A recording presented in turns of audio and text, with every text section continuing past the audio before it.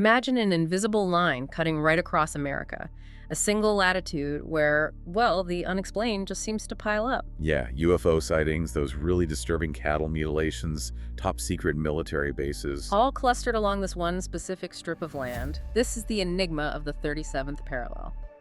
Welcome to another deep dive with My Mind MashUps. We're here again to take a stack of sources, pull out the really important bits, and basically give you a shortcut to being genuinely well-informed on some complex stuff. And our mission today, to unravel the fascinating, sometimes pretty unsettling mysteries of what some people call America's paranormal highway. Exactly. We've got a mountain of reports, research, personal accounts, all sorts of things to sift through, and we're going to try and unpack it all for you. Today, we're diving into the legendary 37th parallel. We're exploring just why this specific line of latitude has captured the imaginations of so many people for so long. We should probably start with the history, right? Tracing those UFO or UAP unidentified aerial phenomena sightings. Yeah, from those century-old mystery airships right up to more modern encounters. And then we'll definitely need to tackle the cattle mutilation mystery.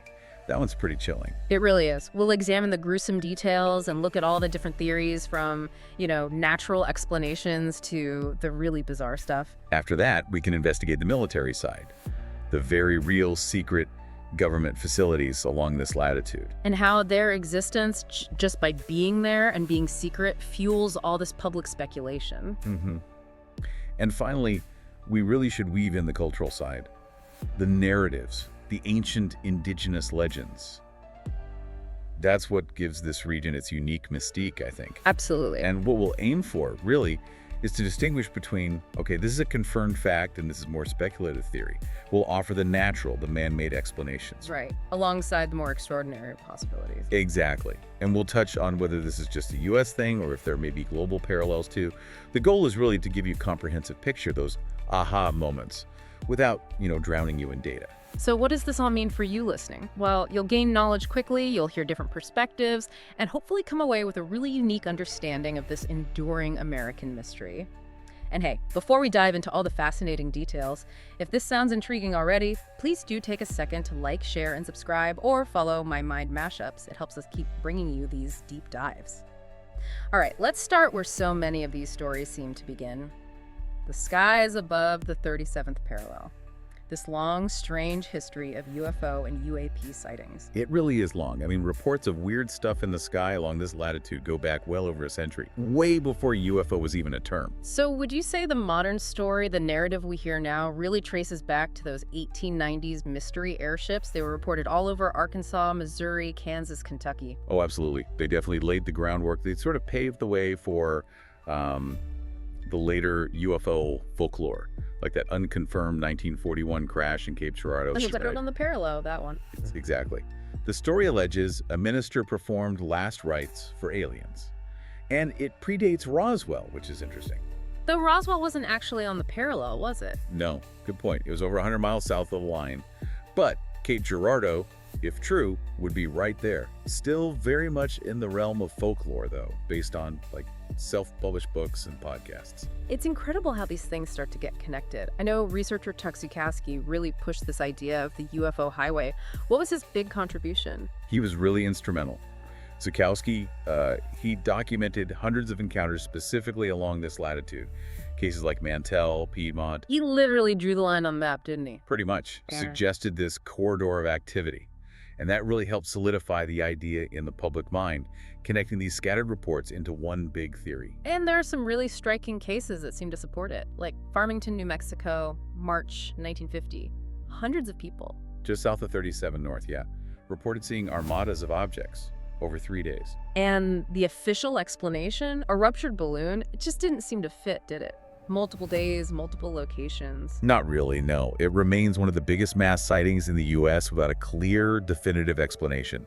Still debated today. And then there's Kelly-Hopkinsville, Kentucky, 1955, also near 37 North. Oh, that one's wild.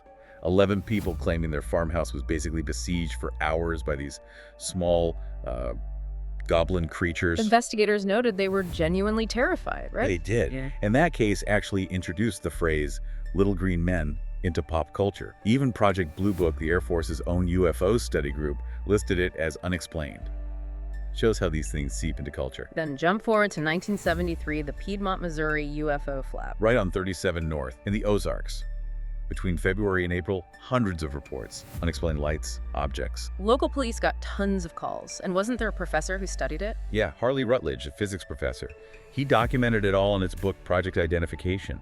It had such an impact that, get this, in 2023, the Missouri legislature officially declared Piedmont and Wayne County the UFO capitals of Missouri. Wow, that's quite an official endorsement. It really is. But, it's also super important to remember that not all the famous cases tied to this area actually hold up. Stories can take on a life of their own. Like the Aztec, New Mexico crash from 1948. That one gets mentioned a lot. Exactly. Often cited as this major incident. But it was thoroughly exposed as a hoax back in the mid-50s, just fabricated by a couple of con men trying to sell fake alien tech. And that FBI memo people point to. The Bureau itself dismissed it later on, but the story got resurrected in the 70s anyway. It just shows how much people want to believe these narratives, even when they've been debunked. It's a powerful draw. And speaking of enduring stories with maybe less exciting explanations, what about the Joplin Spooklight, Missouri-Oklahoma border? The spoof light. Seen since supposedly the 1830s. Foundational to the whole paranormal vibe of the region. But the reality might be more mundane. Well, journalistic research, even experiments using telescopes, strongly suggest it's just distant car headlights reflecting off Route 66. And there are no records of it before Route 66 was built. No printed records before 1926 when the route was designated. It's pretty telling. But its persistence, despite the debunking, really highlights how this paranormal highway idea can become, well, a tourist attraction, a commodity. Yeah, local businesses actively promoting the mystery. Even putting out fake press releases saying scientists are baffled, it shows the power of storytelling, doesn't it? It really does. Which leads us perfectly into another really chilling mystery that seemed to cluster along this line, the cattle mutilation. Right, the 1970s saw this wave of incidents. Animals found with organs, genitals removed, described as surgical precision. And that lack of blood that's always mentioned. Always. It got huge national media attention. Yeah. Especially in those 37th parallel states like Colorado and New Mexico. It got serious enough for the FBI to investigate, didn't it? Focusing on Native American lands. It did. But their conclusion in 1980 that it was just common predators, well, that did not sit well at all with the ranchers and local law enforcement who'd seen the sites. Sharp disagreement there. So you have the FBI saying predators, but the people on the ground saying, no way. How do we square that? What does science say about these precise cuts and lack of blood? It's a good question.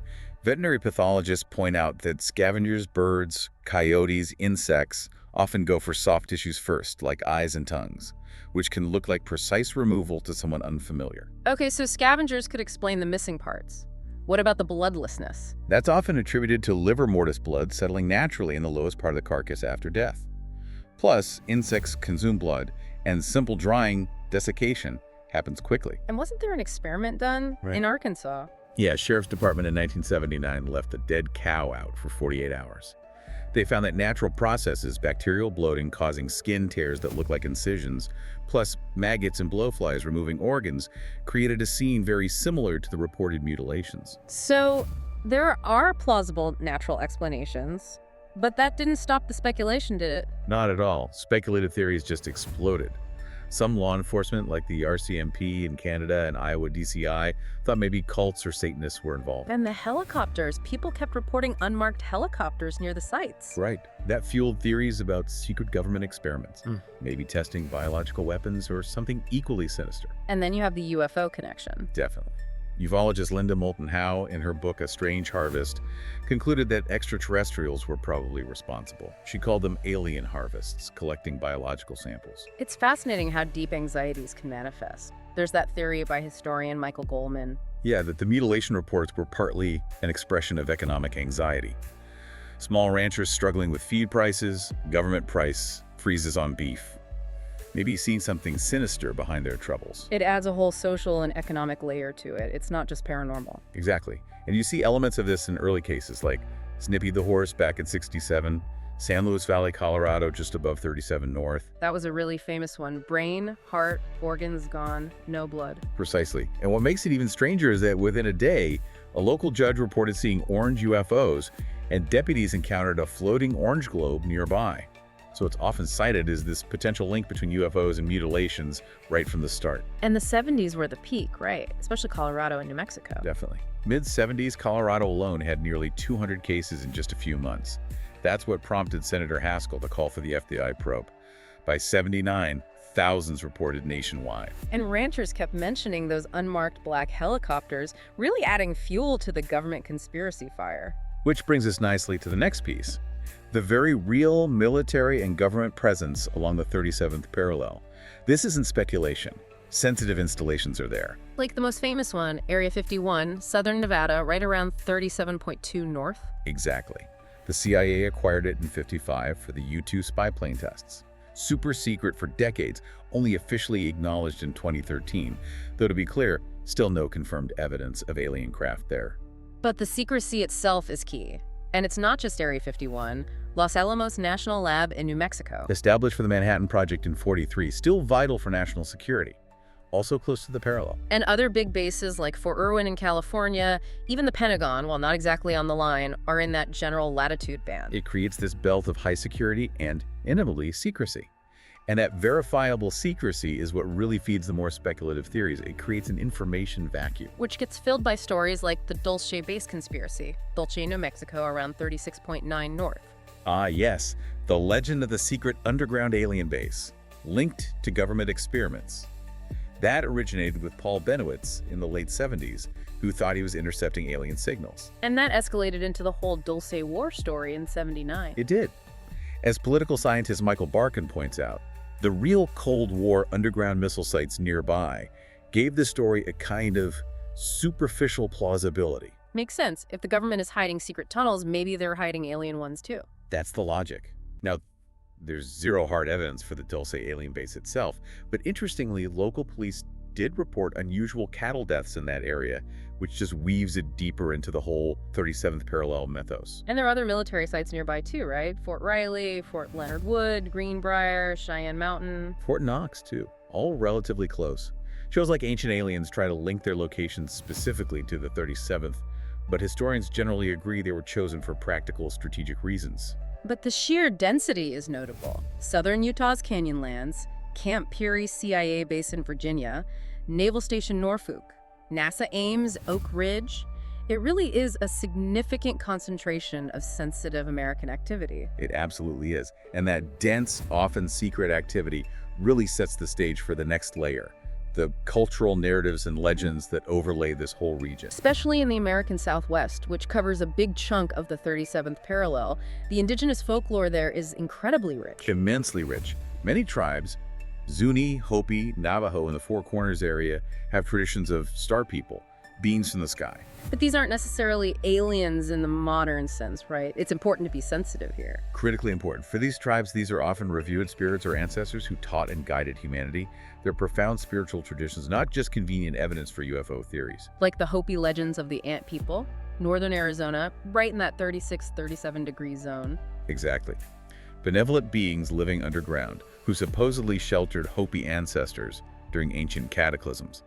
Modern writers might jump to parallels with gray aliens or underground bases. But for the Hopi, it's about survival, guidance, something much deeper. Precisely. And we can even loop back to something like the Joplin spook light here, culturally. Because it persists despite being debunked. Yeah, it shows how the paranormal highway becomes this marketable thing.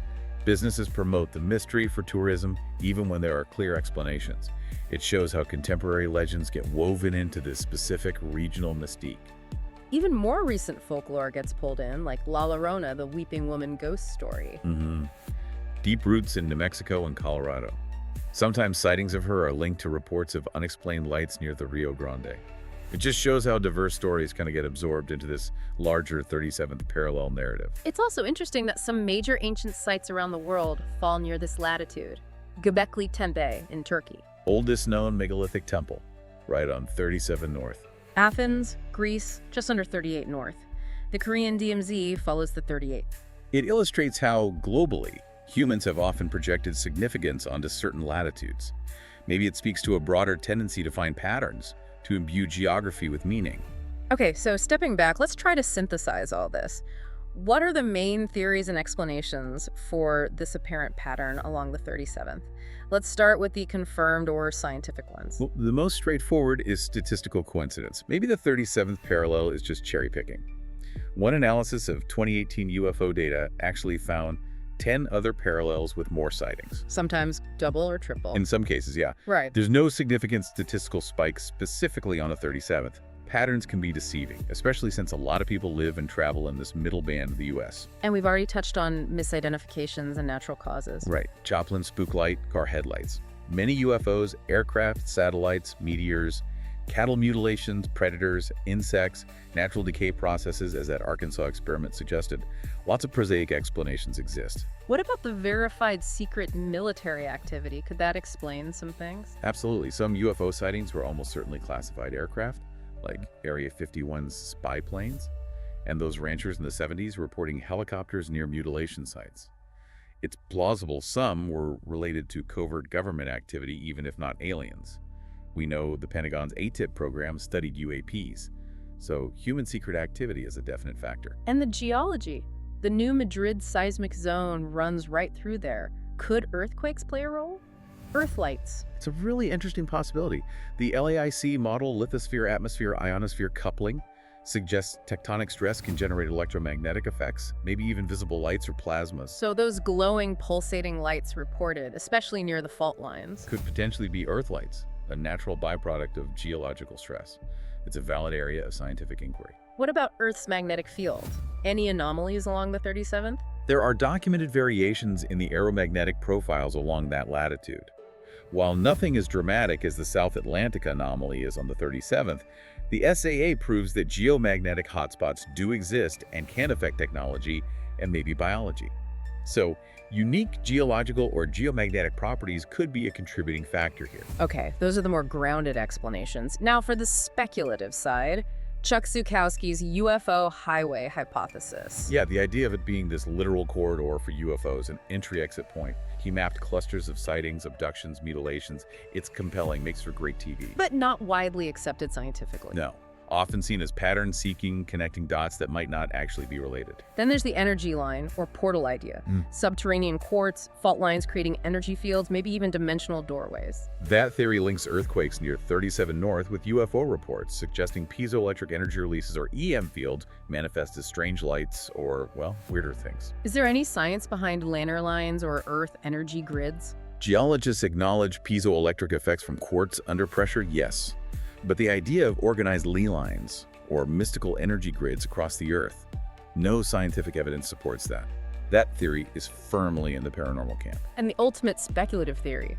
Aliens are just active there, monitoring us, experimenting. Using the 37th parallel as a marker, maybe. Or having hidden bases. That's where Linda Moulton Howe's alien harvest idea for cattle mutilations fits in, collecting biological samples. It's a powerful modern myth. So, a crucial test for any of these theories, especially the highway or energy line ideas, is whether this pattern holds up globally, right? Exactly. The 37th parallel north also crosses Spain, Italy, Greece, Turkey, Iran, China, South Korea, Japan. And do we see a similar concentration of paranormal reports or a paranormal highway narrative in those countries? Largely no. There have been isolated incidents, sure. A UFO sighting in 76 off the Canary Islands, but that was way south, near 28 north. The Fukushima earthquake in Japan was near 37.7 north, but purely geological been-made disaster. And those big Turkish earthquakes in 2023, right on 37 north.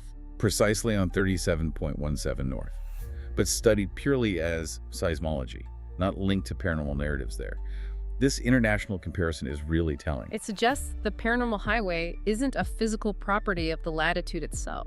It strongly suggests it's more of a uniquely American cultural phenomenon, shaped by our specific history, Indigenous folklore, Cold War secrecy, a tendency towards conspiracy theories maybe, that leads us to interpret events along this line through a particular lens. The clustering seems more about selective focus and storytelling than physics. Okay, so let's try to bring this all together. If we connect the dots, what's the big picture? The big picture is, well, it's complicated. The idea of the 37th parallel as America's paranormal highway isn't pulled out of thin air. It has this superficial credibility because, yes, there is a real concentration of military bases, and there are documented weird reports. But when you dig deeper, a lot of the most sensational claims start to look fragile. Things like the Aztec crash a hoax, the Joplin spook light, probably headlights. Even the cattle mutilations, as disturbing as they are, often have plausible natural explanations, or might even reflect deeper societal anxieties. So the consistent threat isn't really some external force, but maybe us.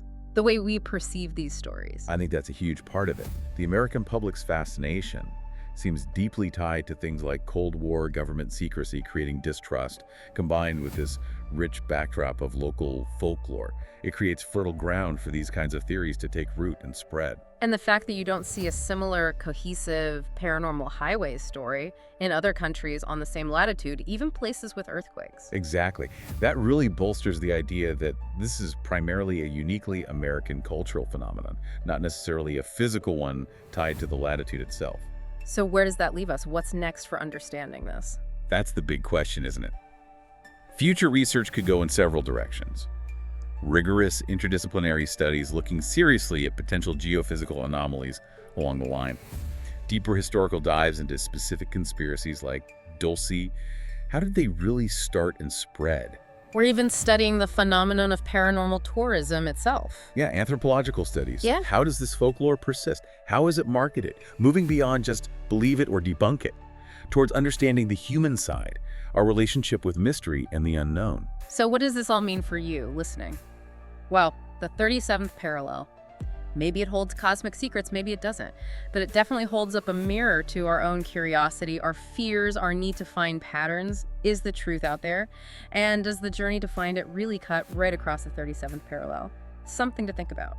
If you enjoyed this deep dive, please remember to like, share, and subscribe, or follow my Mind MashUps wherever you get your podcasts. That's Amazon Music, Audible, Facebook, Pocket Casts, Spotify, and YouTube. It helps us keep digging into these fascinating topics for you. Thanks for joining us. Until next time, keep exploring.